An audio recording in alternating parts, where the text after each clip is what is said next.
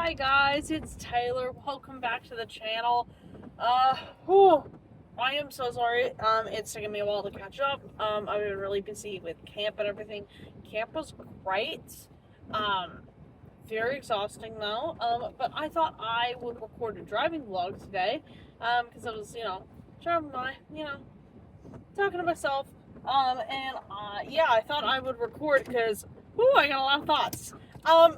So my driving vlog today is gonna be whole left field turn as I reverse out of this parking lot. I just stopped by the food bank because I needed to get extra food. I needed to get some food for the next week or two. So I stocked up. That's great. But yeah, so today's gonna be a driving vlog on my thoughts about Mormon media. Yes, we're gonna talk about the LDS Church today. Yeah, because I got a lot of thoughts. So if you've been in the YouTube fantasy content slash sword content slash D&D content on YouTube, that community for any amount of time, you would have come across this guy, or at least people talking about him, Shadiversity. And if you haven't heard of Shadiversity, good on you, because he's one of the most odious human beings I think I've ever had the displeasure of hearing about. God, where do I begin?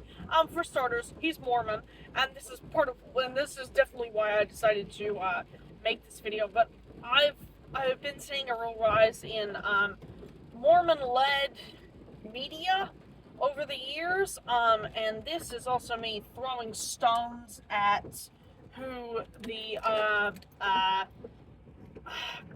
original distributors of the very popular Christian TV show The Chosen, Angel Studios.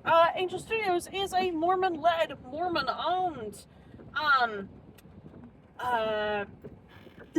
they are Mormon-led, Mormon-owned, production, distribution company, what have you.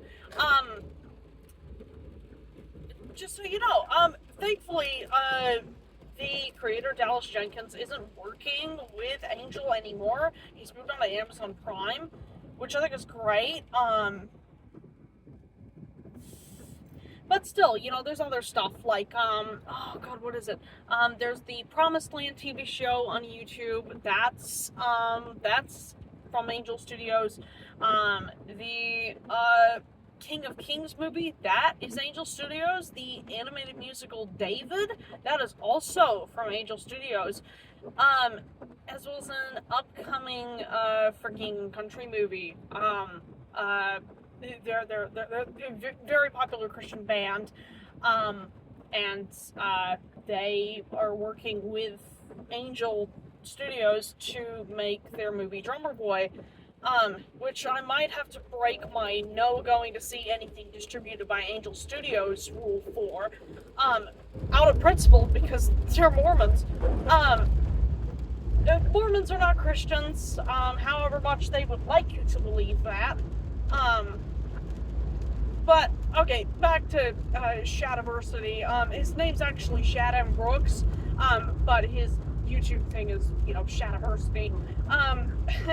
So yeah, my thoughts on, things like The Chosen, and stuff like that, and why I think that some religious authors, particularly Mormons, are incapable of keeping their religious beliefs not completely baked into everything. If you've been around my space for any amount of time, I may or may not have mentioned this. I am an author and a Christian myself. I'm very staunchly Christian. I love Jesus. I love everything about the Word, as evidenced by, one of my video series is I read the Bible on this channel. But I think there are a lot of Christian authors, particularly Mormons, I am throwing stones at them, who are incapable of not shoving their religion down our throats. Or their cult, for lack of a better word. Because, yeah, Mormons are not Christians. They live in a cult. They're influenced by cult ideologies that are decidedly not Christian. So, yeah, like, I mean, if you know about Mormon authors, you're probably familiar with Stephanie Meyer and Brandon Sanderson. And, you know, like, that's, like, Stephanie Meyer is probably the most egregious out of all of them.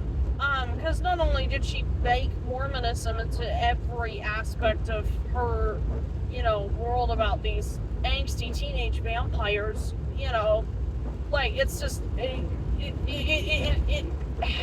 God, I have a lot of thoughts, and I'm struggling to articulate them. But yeah, it's particularly egregious because on top of that, it's just bad character development, it's bad writing, it's bad everything. Just bad characters in general. And again, going back to Shad, yeah, so I heard about his book, Shadow of the Conqueror, last night. I will give a shout out to Crispy's Tavern for covering this so efficiently. For covering the shadiversity stuff so spectacularly, and just in an absolutely hilarious manner. Like, I was cracking up like the entire time. He's so funny. I honestly, I don't know. I don't know. But yeah, shout out to Crispy. Because they covered it so well. And in such a hilarious and engaging manner. But yeah, so I heard of Shadow of the Conqueror through Crispy, through watching Crispy's Tavern. And yeah, it's bad. It's bad. Anyone who's picked up the book, yeah, it's bad. It's very, very bad. Shad. Oof. I mean, if Shad can write a book, then you can too. And I guarantee you, it will not be as bad as his book. It will not be as bad. I promise you. Write a book and it will not be half as bad as anything Shad or Stephanie Meyer has put on. I will give props to Brandon Sanderson because I've heard his books are actually like super great. And just like really thick, I've heard, like big, but also incredibly engaging and very engrossing in the world. And I think he's one of the few Mormon authors that can actually, you know, author without injecting, like, shoving Mormon down our throats. I feel that he's one of the few that can actually do it well. Like, sure, injecting, you know, some morals and values, but not, you know, being completely odious about it. That's because Mormonism is, you know, odious in the first place. It's a terrible. It is a very. It's a butt backwards representation of Christianity. It's not Christianity at all. They like to tell you that they worship the same God as Christians. They do not. They worship a fanfic version of Jesus. At best. At worst, it's very harmful. It's racist. It's sexist. It's all the it's all the isms. It's all the ists. Like, it's bad. It's bad. But look, I'm not gonna go into Shadow of the Conqueror. But basically it follows this guy, who's like 80 years old, and he basically has this epiphany that he's been bad because he was like a dictator, and then he jumps off the edge of the world, and instead of dying, he gets magical powers and is reverted to 17-year-old. in a 30-year-old's body, but he's actually 84. And yeah, he gets like these super like Mary Sue powers. And instead of, actually having some character development and being a good guy with said power, he just continues being awful and killing people. And look, I'm not going to get fully into it because that would be one long video. And this is a driving vlog, peeps. We're trying to make this short. But yeah, like, I have just some, like, it is bad. It is bad. I don't know if they're selling it anywhere. God, I hope not. I hope they are not selling it anywhere, because that would be really unfortunate, for anyone unlucky enough to pick it up, and, I am aware of a handful of people that have been unlucky enough to pick it up. Yeah. Like, it's giving that situation, I think earlier this year or last year, when that one Aussie author released that very pedophile endorsing book, Daddy's Toy. Yeah, it's giving that. It's bad. And we wonder why indie authors get such a bad rap.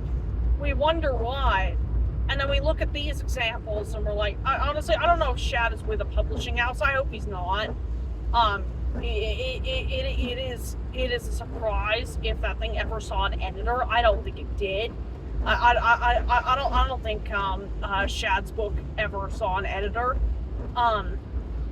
Yeah, honestly, we wonder why indie authors get such a bad rap. And we look at that and we're like, ugh. Yeah, it's not great. It spells disaster for indie authors like me, or just, trying to make a living and hoping to get our books out there. And, instead we get, well, yeah, it's the bad apples that always ruin good things for everyone.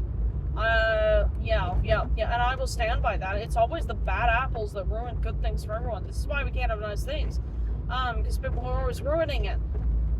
With weird cult stuff and being okay with pedophiles, which it's not fun. It's not great. So yeah, circling back, because I went on a bit of a tangent there. The rise of Mormon media. Mormons shouldn't be authors. They just shouldn't. They are incapable of not shoving religion down people's throats. If you are a religious author yourself, I urge you, don't shove your religion down people's throats. It doesn't make people like you. Sure, evangelize. Absolutely evangelize. Evangelize and, I don't know, do what Chuck Black and Stephanie Garber do. Please, do what, Chuck Black, Melanie Dickerson, Tolkien, Lewis, and Garber do. Do what they do. Alright? What they do is not completely odious. What they're doing is not shoving the religion down people's throats. They're actually telling stories in an engaging manner, and that's my issue, is that, some religious authors, they sacrifice story in order to evangelize. That is my issue. They are very much sacrificing story for the sake of evangelizing. If you're going to be an author, evangelize by all means, but do not let it take the place of story.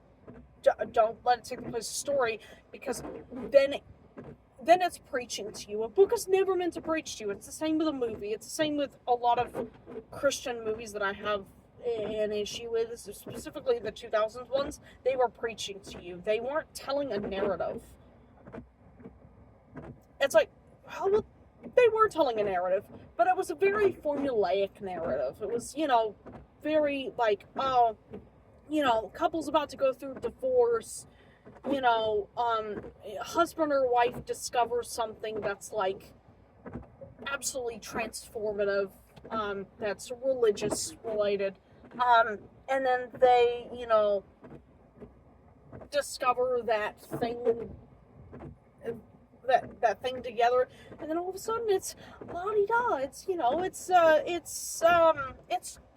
holding hands, singing Kumbaya around the fire, it's fun, and everybody's back together, and it's happy, and it's happy-go-lucky, and that's not great. It's very formulaic, and it jams religion down your throat in a way that is just, it's so awful. It's awful. So yeah, if you're an author, I beg of you, if you are an author and you are religious, I don't care what religion you are, I beg of you, don't sacrifice story for the sake of evangelism. Do not. Do not. Sure, you can put morals, you can, especially, if you're a Christian, you can go, oh, no gay people, or, no, like, no sex before marriage in your books, or, like, there's, teamwork and kindness and, love being promoted in a healthy way. Like, you can absolutely put those values in your books. That is cool. That's fine, but I beg of you, don't sacrifice story for the sake of evangelism, because it doesn't make people like you. It doesn't make people want to read your books. Yeah, that's that's my issue I have with Mormon authors, is they are incapable of not shoving religion down your throat. They are incapable of not sacrificing story. Well, how do I word this? They are incapable of not. They are incapable of telling a story without using their religion as like a lynch point. Like, yeah, they are incapable of it. And I know a few Christian authors that can do that too. But it's mostly Mormons. It's mostly the Mormons. And if there's a huge drove of JWs, Jehovah's Witnesses starting to become authors, God help us all, because that will just be the worst thing. But yeah, God, please, actually, like, don't make it weird. If you're gonna write a book and you're religious, don't make it weird. My issue with Mormonism is that it's, it's weird in the first place. It's so antithetical to everything that the Bible stands for. Like, I agree with, some, actually, I don't agree. I was about to say something stupid. I don't agree with anything that the Mormon Church stands for. I don't. Because they oppress women, they're racist. They are not loving to those that they should love, those outside of the banner of Christ. They don't love them. They exclude them. It is a very exclusionary cult. It's deeply exclusionary. And it's, it's not kind. It is not kind, and it is not loving. And also, if you're a Mormon, I beg you, please do your research into the history of the religion. There's nothing stopping you from doing that. Google is there. Google is free. Google will tell you all that you need to know about the religion that you are in. Um, if you're in any religion that the majority of the internet is telling you that it's suspicious, um, please do your research. Um, yeah, like it's just please do your research. Because yeah, Mormonism's sketch. It's sketch. Um, and I think the less people we bring under the banner of that cult, the better. I mean, there are so many videos on ex-Mormons who will tell you the same, that it is a cult, that it is a high control religion, um, that that they only want one thing and one thing only, and that is conformity. They do not like individuality. Um, thousands of ex-Mormons will tell you the same, that they want nothing but conformity, that they're not, okay with with people being individual, because they don't like it, because it doesn't fit their agenda. So like, yeah, like, and Mormon-led media, stay away from it. Stay away from it. We can't let Angel Studios get any more of, a grab on our society. As it is, I already have an issue with the way that the church upholds the Chosen. That show. Um, I, I mean, honestly, that's a separate topic. My whole issue with the Chosen and certain other pieces of Christian media, I don't like how much it's upheld the church. I don't like that, and I was going to put that into a Substack article. I will link my Substack page in this video. In the description of this video, I will link my Substack page. I was going to put my issues with the Chosen and certain Christian media on a Substack article, but I kind of just ran out of steam with it. So I think I will put it in a video, because I could probably express my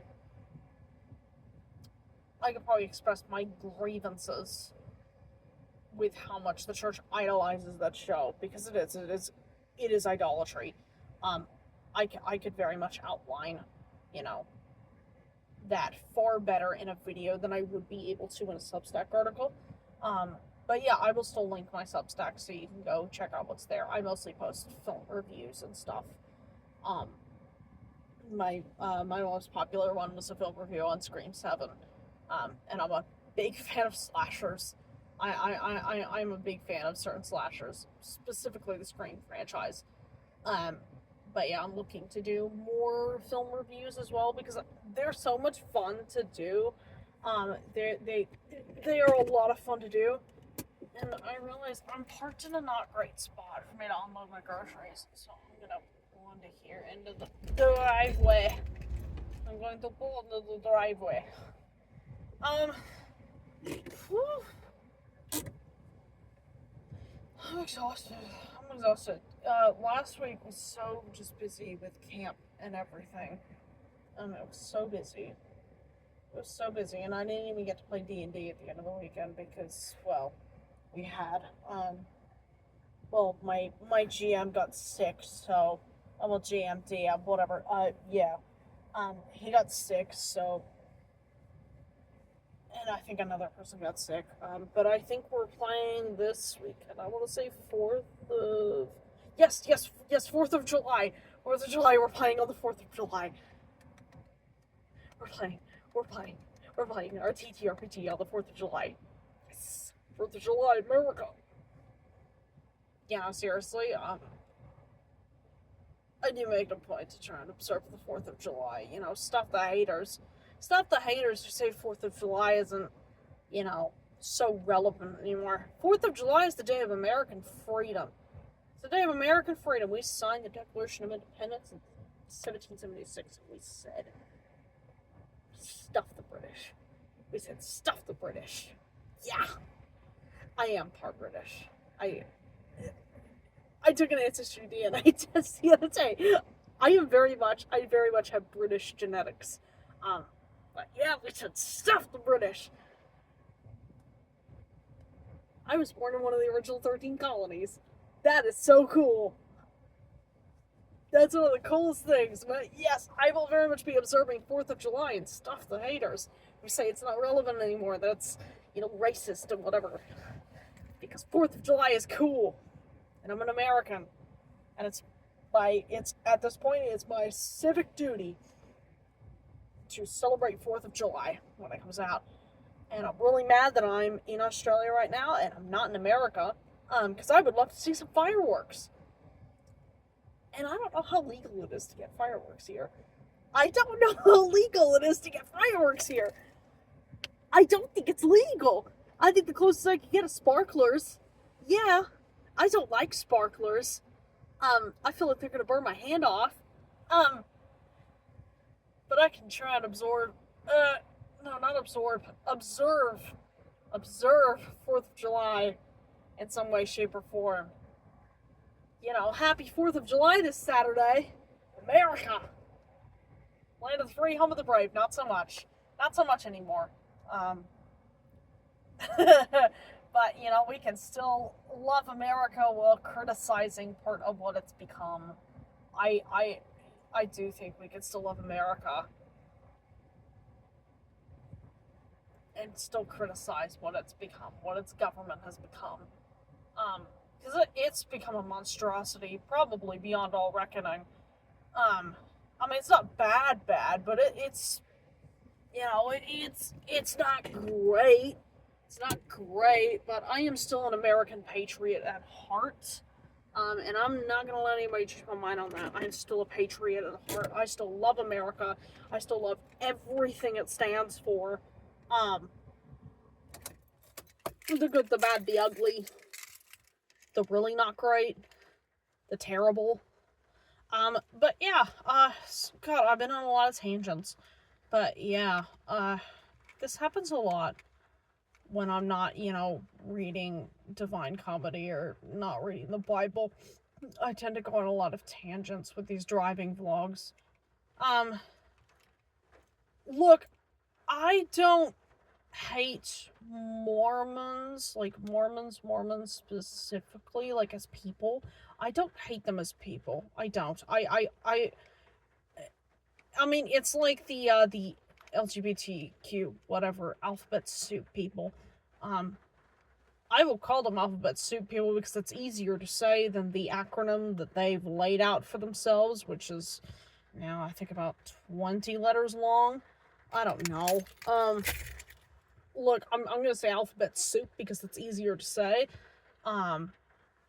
Look, yes, so in talking about Mormons and talking about LGBTQ, I want to make that very clear that I don't hate them specifically as people, but I hate what they stand for. I hate what they stand for because it's antithetical to everything that I know and believe to be true as a Christian, as someone who very much loves God, who's very invested into the Word. I firmly believe that you can love people and still hate what they stand for. Because, yeah, I despise it. I despise it. Everything the Mormons stand for, I don't like it. And they are a violent, racist, sexist, culty group. I love the people. I just don't like what they stand for. People who are deep in the trenches and who are grown adults, I got a hard time loving you. I have a hard time loving you. Because if you are like chin deep in the muck that is the LDS Church, and you are a grown adult, and you haven't, employed any critical thinking to, figure out what kind of thing this is for yourself, then yeah, that's an issue, and and to some extent, I have no sympathy for you, because if you're doing that, if you are in that, like, and you're like, and you haven't bothered to examine like closely for yourself, if you're just believing what everyone else tells you, like that's sheep behavior. That is sheep behavior. That is big sheep energy. That's big sheep energy. If you haven't examined, like, if you haven't examined what kind of religion that you're in, I mean, obviously, I'm not going to say that about Christianity, because Christianity is, it's great. Christianity is great, and it's, a lot of bad people give it a bad rap. People who have been hurt, and I have the absolute most sympathy for you. I was also hurt by the church, but I found a way to walk back in, and my faith is much stronger now than it ever was before. But I say this for all high control religions. Yes, even Islam. Yeah. I absolutely say this for all high control religions. Do your research. Employ some critical thinking, please. And if you can get out, then get out. And if you can't find a way, make a way. And no, I'm not saying to deconstruct. Like, I mean, if you want to deconstruct from the high control religion that you're in, then go ahead, deconstruct. But don't use that as an excuse to, give the middle finger to God. Don't do that. Don't do that. Especially if you're a Christian and you're coming out of, some high control, like, church, like the really, really traditional, like the mega traditional churches. If you are coming out of one of those, and you feel the need to deconstruct, and you're using that as an excuse to say, frick you to God, nuh-uh. Sort out yourself before, like,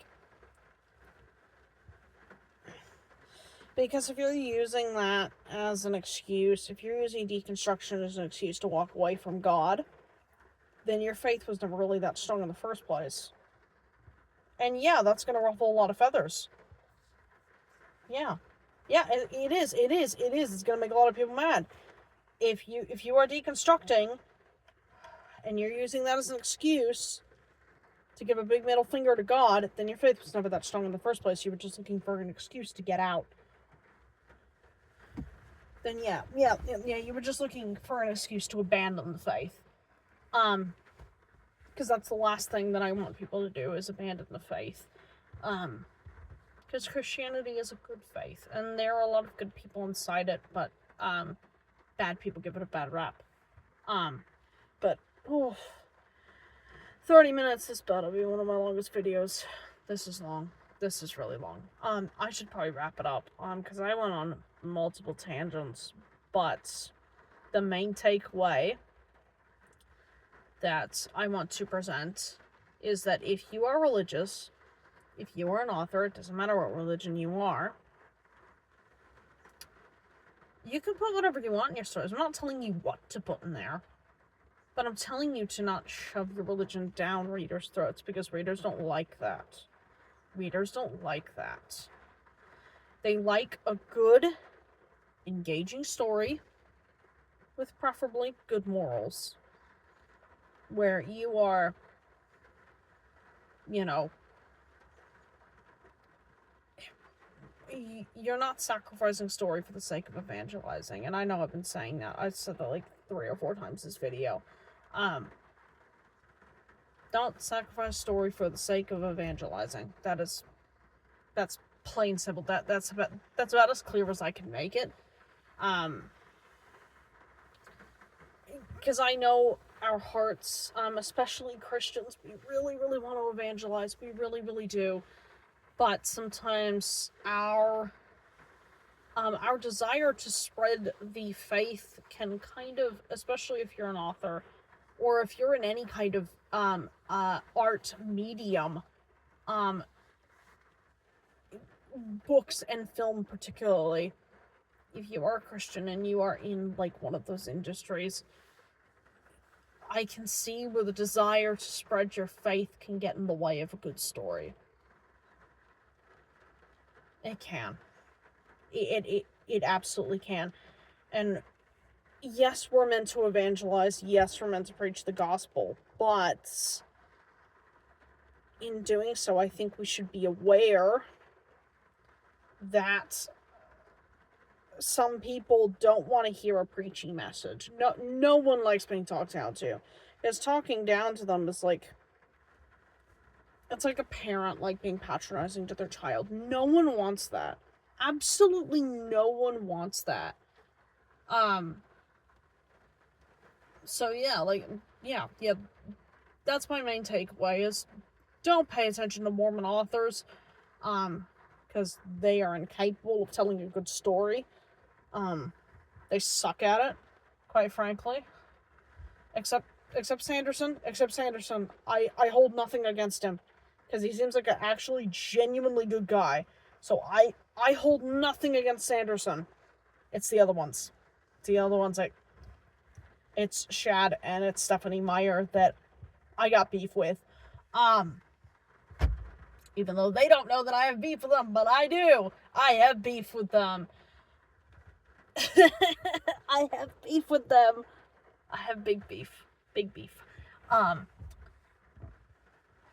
But yeah, like, please, I beg of you, if you are religious and you are an author or you are in film, do not let your desire to evangelize get in the way of a good story. Put morals in there, yes. Put good values in there. Don't glaze your main character's bad actions like old Shad did. Do not do that. Because that's not cool. Because, yeah, if you have been unlucky enough to pick up Shadow of the Conqueror, yeah, the main character is a terrible person. He's a terrible person, and I'm putting that really, really gently. And what does Shad do? He doesn't, say, oh, I've been a really, really bad person. Now I really, really must change. There's one epiphany. He throws himself off the edge of the world, like I said, and he gains powers, Mary Sue powers, and just keeps doing a lot of the bad things that he said he wasn't gonna do, that he said he wasn't gonna do. And then just glazing those actions as if they were okay. Like, that's reprehensible. If you're gonna make a reprehensible character, at least don't glaze them. Alright, because that's bad. If you were gonna make a morally reprehensible character, don't make them seem good. Please don't. It's disgusting. And nobody likes that either. One truly morally reprehensible character is General Kerrigan, Shadow and Bone. He's morally reprehensible. He's a bad person. But never once, from memory of my time reading the books and also watching the TV show, never once do they highlight his actions as good. Does it start a discourse on whether he was justified to do certain things? Yes, because of, poor baby, trauma. Yes, it starts a really, really good discourse. His actions and the background on his childhood, it starts a really, really great discourse on whether he's justified to do certain things. Obviously not some of the more morally reprehensible things. But, this guy gets his comeuppance in the end. He dies. He gets his due justice, and it is forever highlighted that he was a terrible person who may or may not have had a reason for some of the things he did. Thanos, also morally reprehensible, by wiping out half of all life in the Marvel Cinematic Universe, but he may or may not have had a reason, but he gets his due justice. If you're gonna write a terrible character, don't glaze them. Do not glaze them. Make it forever apparent that their actions are reprehensible, and if you are trying to bend towards giving them a redemption story, make them work for it. Make them work for it. Because then it'll all be for naught, and you'll turn into, you'll have your character turn into Shads, and no one likes that guy. No one likes him. It's awful. I'm now 40 minutes deep into this chat. And this is no longer a driving vlog. This is a sitting in my car kind of chat. So, yeah. Ugh. Well, I'm going to wrap up. Because I need to get my groceries inside. And I need to make something to eat before I feel like I'm wasting away. And maybe I'll go to the gym later today or something. Maybe I'll record another driving vlog if I can and, give my thoughts on Bible adaptations. You know what? That's actually a really good idea. That's a really, really good idea. It's if I record a driving vlog on my thoughts about The Chosen instead of putting it in a Substack article. Because I ran out of steam on that one. But yeah. Ooh. I gotta talk about so much. Also, I've really gotta talk about I know I've never talked about a film trailer before, but I do film reviews on my Substack, and this is in line with it. The werewolf trailer coming out this year from director Robert Eggers. Oh, it's so good! It's so good! It's so good! It's so good! I should probably make that a separate video in which I talk about that trailer. Because holy cow, was that trailer amazing. But yeah, I will wrap up for now, and perhaps either later this afternoon or tomorrow. If I end up going to the gym today, I'll post a separate video about my thoughts on Christian media in general. And stuff, specifically with a spotlight on The Chosen and how much it gets idolized in the church. But yeah, I should go inside before it, turns into a torrential downpour. And before I end up running this video up to an hour, because I don't want to do that. I'm now 42 minutes and 30 seconds deep. But yeah, I will wrap up now. Have a great afternoon. I will try and record a video tonight of me doing my Bible reading. I know I said I was going to do the Monday, Wednesday, Friday release schedule for Divine Comedy, but obviously Monday's passed, so that's not happening. I'm gonna start doing it next week, but I really need to get in the swing of things because I'm on school holidays now, so it's just, it's not much. It's not doing much right now. So, yeah, I will record I will see if I can record a video tonight of me reading the Bible, because I would love to get back into that and keep introducing you guys to the absolute wonders of everything that the Bible has to offer and everything that Jesus has to offer, and God by proxy, because I love reading the Bible and it's really, really fun. So yeah, you guys have a great afternoon, and I will see you when I see you. Yeah, wonderful. Yeah, have a good afternoon. I don't know what to do. I need to work on my outro. Okay, bye-bye.